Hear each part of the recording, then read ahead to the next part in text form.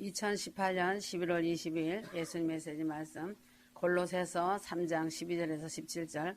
그러므로 너희는 하나님의 택함을 받은 거룩하고 사랑받는 자로서 자비로운 마음과 친절과 마음의 겸손과 온유와 오래 참음으로 옷 입으라. 만일 어떤 사람이 누구에게 불평이 있으면 서로 용납하고 서로 용서하기를 마치 그리스도께서 너희를 용서하신 것 같이 너희도 그리하라. 이 모든 것 위에 사랑을 더하라. 이것이 온전함의 띠니라. 하나님의 화평이 너희 마음을 다스리게 하라. 이를 위하여 너희가 한 몸으로 부르심을 받았나니 또한 너희는 감사하는 자가 되라. 휴거 준비를 하며 삶을 살아가는 가운데 가장 중요한 것은 용서와 평강과 감사이다. 용서는 내가 상대방에 대하여 하는 것이고 평강은 그리스도 마음이 내게 임할 때 나타나는 그리스도에게 속한 것이다. 감사는 오직 하나님께만 드리는 경배이다. 휴거 성도가 용서와 평강과 감사가 있는 사람은 성공한 삶을 살아가는 사람이고 하나님께 속한 사람이 틀림없는 것이다. 그 반대로 분노와 원수 맺음과 불평이 가득한 삶을 살아간다면 틀림없이 마귀에게 속한 사람이다. 예수 그리스도의 신부라면 특별히 용서와 평강과 감사함이 넘치는 삶을 살아갈 때 영혼이 잘된 사람이고 범사가 잘된 사람이고 강건한 사람으로 복을 받는 신부이다. 그러므로 감사하는 사람은 겸손한 사람이다. 겸손은 존귀의 앞잡이라고 말하였다. 겸손한 사람은 반드시 하나님의 축복을 받아서 장차 천국에서 크게 될 인물이다. 이 땅에서도 하늘의 복이 임하여 누리게 하고 하늘에서도 많은 상급과 영광이 해같이 빛난다. 그러나 겸손을 가식하여 겸손한 척하는 것은 잘못된 일이다. 겉사람은 사람들 앞에서 겸손한 척하지만 속에서는 전혀 다른 성품을 가지고 있는 것이 가식하여 겸손한 척하는 것이다. 사람은 속일지언정 하나님은 속지 않으신다. 골로새서 2장 18절. 아무도 자의적인 겸손과 천사들을 숭배함으로 너희의 상을 속여 빼앗지 못하게 하라. 그는 보지 않는 것을 억지로 주장하고 자기 육신의 생각으로 헛되이 과장하며 일부러 겸손하다는 것은 거짓 겸손으로 하나의 과장 행동이다. 이러한 사람은 하나님의 축복을 받지 못하는 것이다. 항상 마음에서 진실한 겸손이 있어야 한다. 이러한 겸손은 감사한 마음이 넘칠 때에 겸손이 나타나는 것이다. 하나님의 은혜를 깨닫는 사람은 겸손이 이루어진다. 나 같은 사람을 구원하여 주신 은혜가 첫째로 감사하고 다음은 나를 보살펴 주시는 은혜가 감사한 것이다. 하나님은 항상 사람을 통하여 나를 도와주신다. 그러므로 나를 도와주는 상대방에도 항상 감사하는 마음을 가질 때 평강이 임하고 용서가 풍성한 것이다. 감사하는 사람은 하나님의 기뻐 받으시는 자가 된다. 시편 50편 13절에서 15절. 내가 수소의 고기를 먹으며 순념수의 피를 마시겠느냐. 하나님께 감사의 제사를 드리며 지극히 높으신께 내 서원들을 갚으라. 감사로 하나님께 제사 드리는 것을 하나님은 기뻐 받으시며 내 소원을 이루어 주시며 환난에서 나를 건지시고 나를 영화롭게 하여 주신다. 휴거 성도들은 예배를 드릴 때에 형식에 매여서 바리새인과 서기관들처럼 엄숙하게 예배를 드리는 것보다는 하나님께 진심으로 감사한 마음으로 예배를 드릴 때에 이 예배를 기뻐 받으시는 것이다. 찬양을 부를 때에도 형식적인 찬양을 하지 말고 감사의 찬양이 넘칠 때에 손뼉을 치며 하나님께 감사의 표현을 하며 기뻐하고 감사하며 찬양할 때 하나님은 기뻐 받으신다. 이렇게 찬양할 때 어둠의 세력이 벌벌 떨고 도망간다. 하늘빛 무용께 찬양은 성령 충만한 감사의 찬양이다. 천사들도 다 같이 기뻐한다. 성경의 다윗은 하나님께 감사를 하는 사람의 대표자이다. 감사하는 사람은 넘어지기도 하고 환난도 당하지만 하나님께서 항상 붙잡고 계신다. 하나님께 감사하는 것을 하나님은 아주 기뻐하신다. 시편 37편 24절. 그가 넘어져도 완전히 쓰러지지 아니함은 주께서 그의 손으로 붙드심이라. 내가 어려서부터 지금 늙어가기까지 의인이 버림받거나 그의 씨가 걸식함을 아직 보지 못하였도다. 하나님의 정하신 인생길을 가는 동안 넘어지는 환난이나 시험이 있고 실패의 고통이 있기도 하지만 하나님께서 아주 넘어지지 않게 하심으로 붙들어 주시고 버림을 당하지 않게 보장하여 주시는 것이다. 솔로몬이 성전을 건축하고 완성하던 날에 감사의 찬송을 부를 때에 하나님의 영광이 성전 가득히 임한 것을 보았다. 하늘빛 무용교회 예배드릴 때 찬송으로 기뻐 감사하며 찬송 부를 때 세키나의 영광으로 인해 꽃들이 같이 춤을 추고 천사들이 춤춘다. 광대상의 꽃들이 박자에 맞춰 흔드는 것은 그들도 기뻐 하나님께 찬양 올리는 것이다.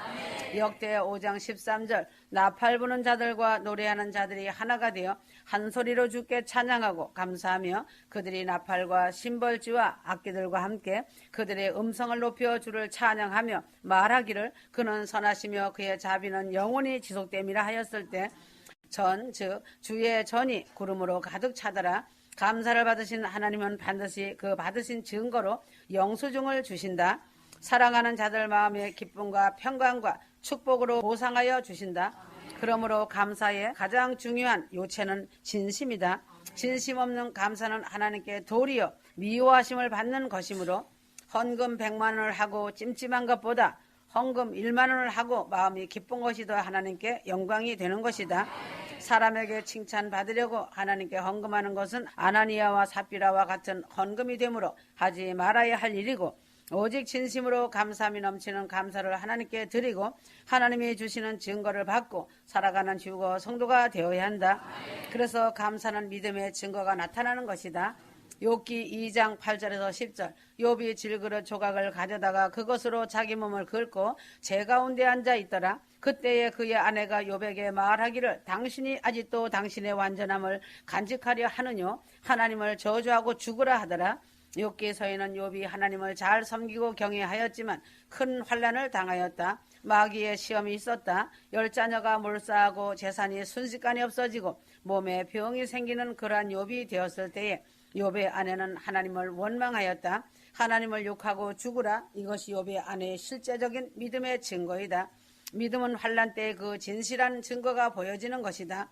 다니엘서 6장 10절 다니엘은 사자굴에 던져서서 자신이 사자밥이 될 것을 알면서도 하나님께 감사하는 기도를 계속하였다. 내 기분과 환경과 조건에 따라서 감사와 불평이 왔다 갔다 하면 이 사람은 믿음이 없는 사람이다. 죽음이나 재난이 와도 아내가 하나님을 욕하고 죽으라는 심한 말을 들어도 감사는 믿음을 소유하여야 한다. 확고한 믿음으로 변함없는 감사가 어떠한 조건과 환경과 역경 속에서도 하나님을 감사는 우리가 되어야 한다. 하나님의 기쁘심을 받은 기회가 감사의 때이다. 다니엘 6장 25절에서 28절 그 후 다리오 왕이 온 땅에 거하는 모든 백성과 민족들과 언어들에게 쓰기를 너희에게 평강이 더할지어다. 28절 그리하여 이 다니엘이 다리오의 7때와 페르사인 고레스의 7때에 번영을 누렸더라. 욥이 이 어려운 환경과 조건에서도 하나님께 감사하고 경배를 하였더니 마침내 갑절의 복을 받게 되었고 다니엘이 죽음을 각오하고 계속 하나님께 감사 기도를 하였더니 역전 승리가 일어나서 하나님께 큰 영광을 돌리게 되었다. 그러므로 하나님은 진심으로 감사하는 자, 역경과 고난과 어려움 속에서도 하나님께 감사하는 자에게 반드시 보상하여 주신다.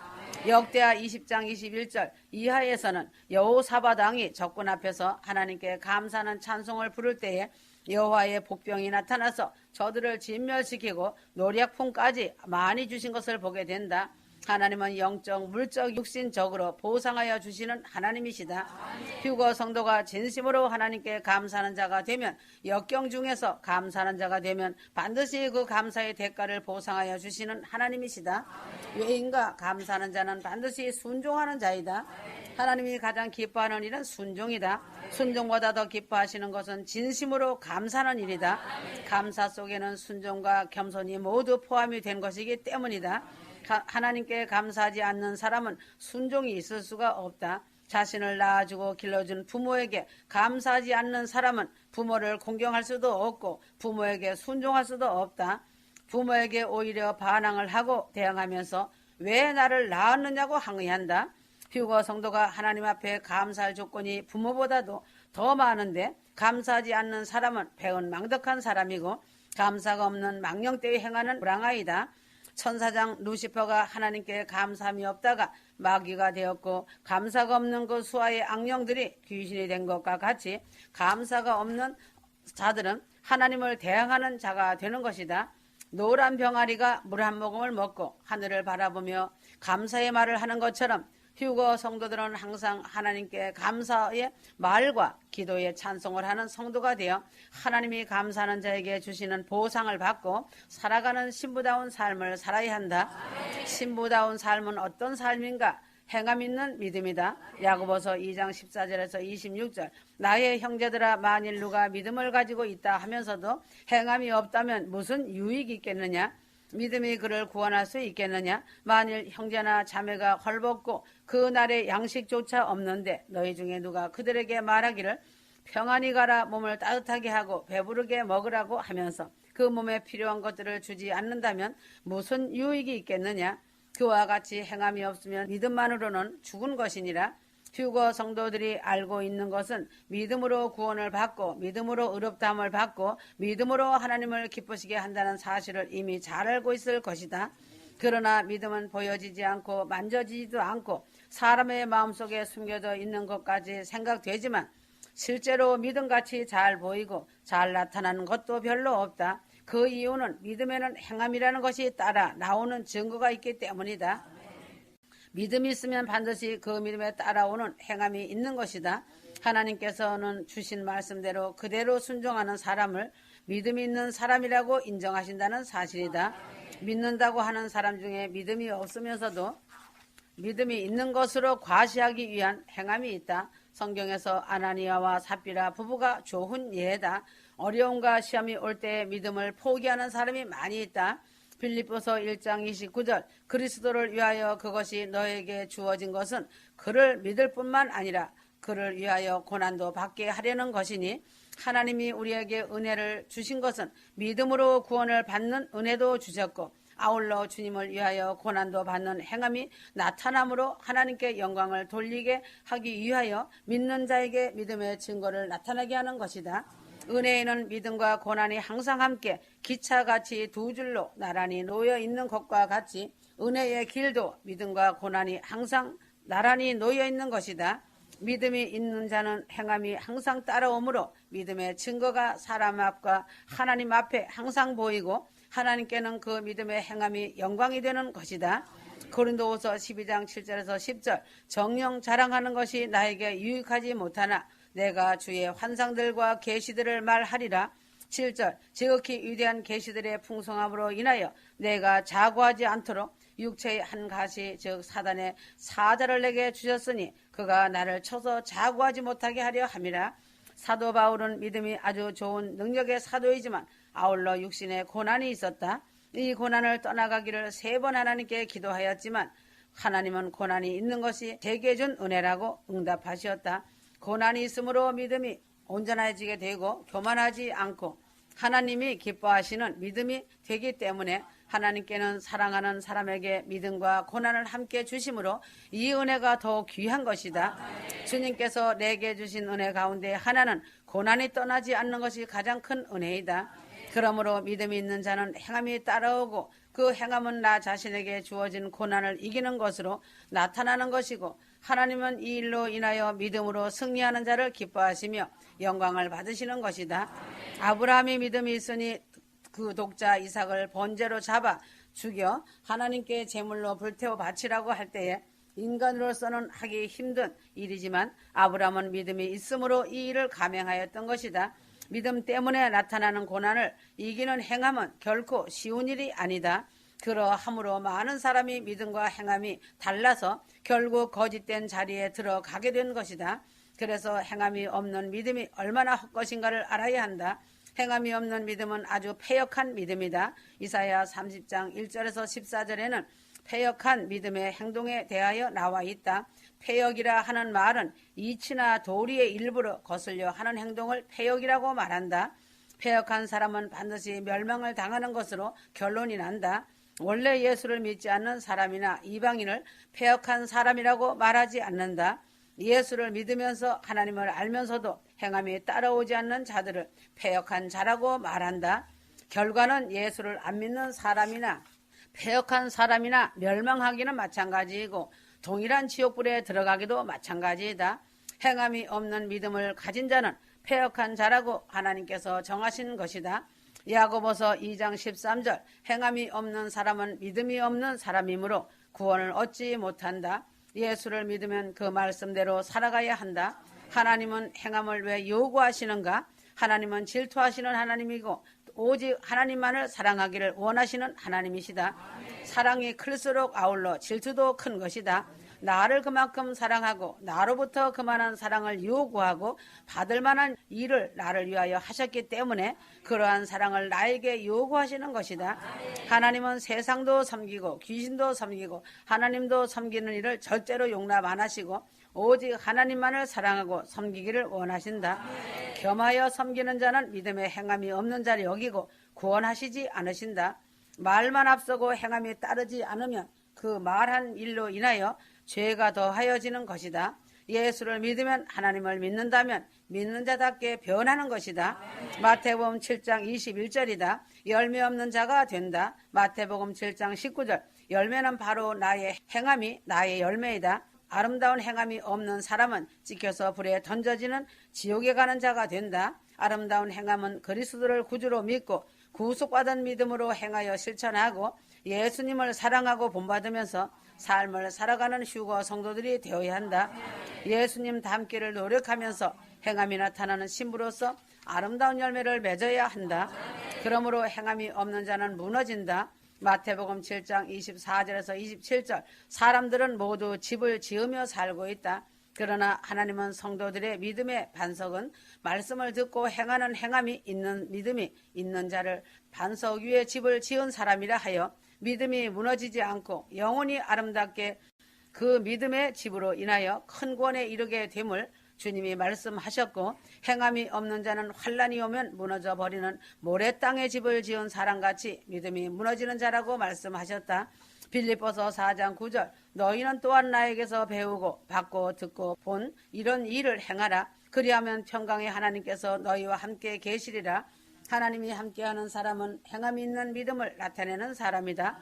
어느 사람이 오늘 성경을 펴서 읽기만 한다고 행하는 것이 아니다. 하나님은 이런 행함을 요구하는 것이 아니라 믿음으로 인하여 나타나는 행함, 믿음이 좋은 사람이 되라고 권고하시는 것이다. 믿음의 행함으로 진짜 나타나는 휴거 성도가 되라고 하시는 것이다. 야고보서 2장 18절에서 20절 성도들이 알고 있는 지적 동의가 믿음이 아니다. 이러한 것은 귀신도 알고 있는 일로 내가 성경을 알고 예수를 안다 하여도 믿음이 있는 것이 아니다. 이렇게 아는 것으로 끝나는 믿음은 헛믿음으로 구원을 얻지 못하고 하나님께로부터 인정을 받지 못하는 믿음인 것이다. 마가복음 1장 24절이다. 귀신도 하나님이 하나님의 아들임을 알고 나사렛 예수라는 것도 알았지만 귀신은 예수를 믿을 수 없으므로 구원을 영원히 받지 못하는 존재들이다. 성도들이 알고 믿고 구원을 받을 수 있는 기회는 육체를 가지고 있는 동안뿐이다. 성도가 죽은 후에 영원히 하나님이 계시고 지옥과 천국이 있는 것을 알게 되지만 그때는 믿을 수가 없는 것이다. 그러므로 휴거 성도들은 나 자신의 육신을 소유하고 있는 동안 성부 하나님, 성자 예수님, 성령 하나님을 바로 알고 믿고 행동함으로 참된 믿음으로 큰 구원과 상급에 참여하여야 한다. 휴거 성도는 행함이 따르지 않는 믿음, 말과 마음만 앞서는 믿음이 되지 말고 믿음이 행함으로 나타나는 진실된 믿음의 소유자가 되어야 한다. 야고보서 2장 26절 영이 없는 몸이 죽은 것 같이 행함이 없는 믿음도 죽은 것이니라. 죽은 믿음은 자라지 않는 믿음이고 행함이 없는 믿음이다. 이런 믿음을 하나님 보시기에 더럽고 부정한 믿음이다.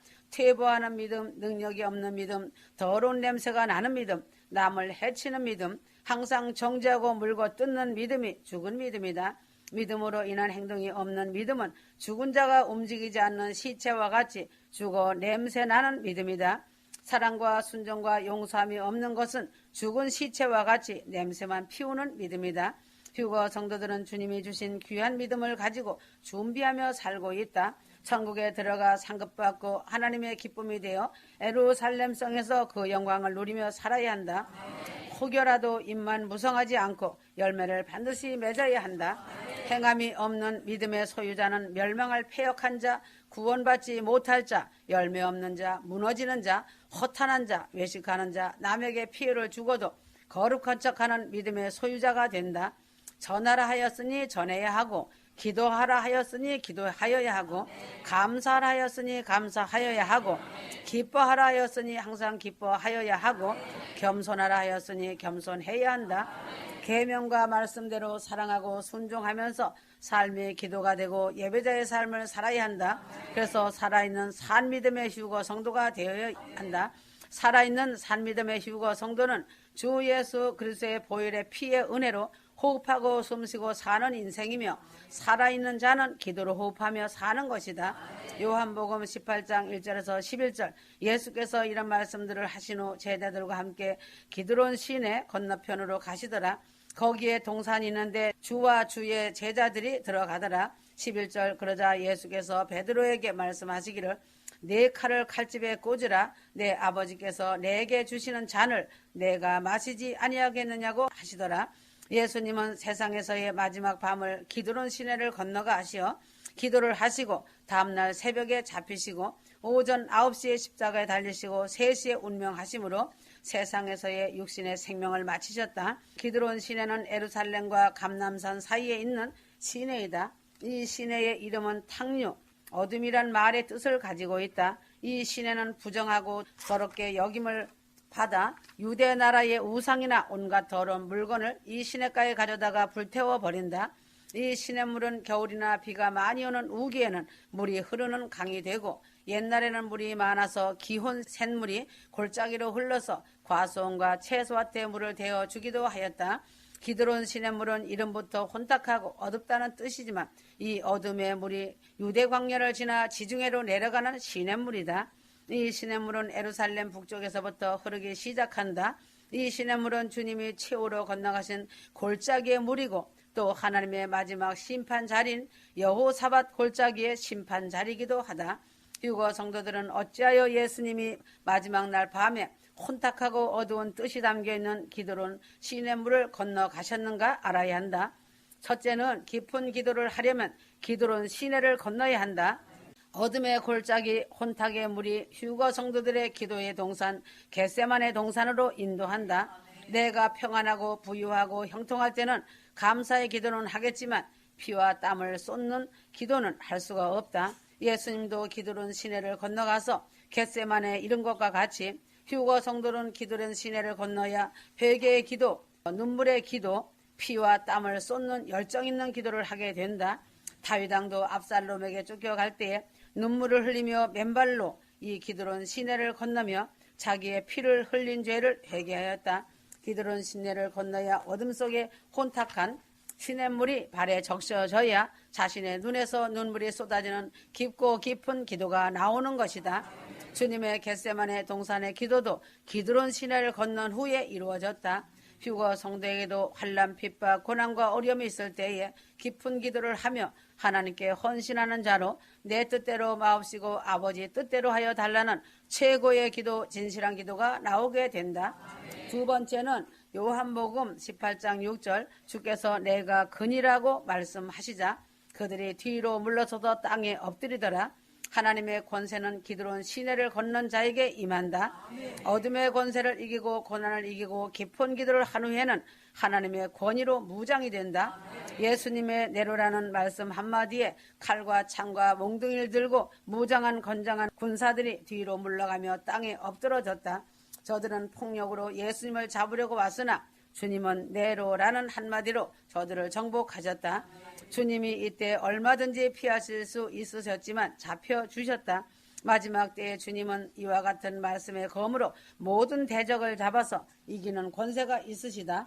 주님은 기드론 시내를 건너 겟세마네 동산에서 기도를 하신 후에 십자가에 달려 죽으시고 부활하셨으므로 그 말씀의 권세, 입의 검의 능력이 뛰어나시고 세상에 그 무엇이 당할 수 없는 권세 능력을 가지셨다. 이 말씀의 검의 능력으로 장차 심판주로 오셔서 사단 마귀와 싸워 능히 이기신다. 휴거 성도는 기드론 시내를 건넌 후에 기도를 하며 권능을 받고 마귀와 싸워 이기는 능력자가 된다. 요한복음 18장 10절에서 11절, 베드로는 검을 갖고 악의 세력과 싸우려고 하였지만 주의 일은 사람의 방법과 완력으로 되어지는 일이 아니다. 무저항 무대응으로 평화스럽게 선으로 악을 이기는 것이다. 이삭도 역시 무저항의 사람으로 우물을 뺐으면 그냥 주고 또다시 다른 우물을 파고 또 빼앗으면 또 주고 다른 우물을 파다가 결국 큰 축복을 받아 거부가 되고 농사를 지으면 다른 사람은 흉년이 들어도 이삭은 100배나 거두는 하나님의 기적의 축복 속에 살았다.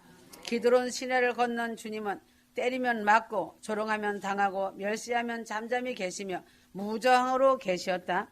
기드론 시내를 건넌 다윗은 시므이가 욕을 하며 돌을 던져도 이는 하나님이 시키시는 일이라 하면서 무저항으로 오히려 부하들을 말리면서 자신이 회개하며 나갔다. 기드론 시내를 건넌 자는 악인에게 대항을 하지 않고 무저항으로 나가게 되면 결국 십자가 부활의 영광인 공중재림 휴거에 큰 영광을 활짝 웃으며 들려 올라가 공중에서 주님을 만나 예루살렘 성으로 들어간다.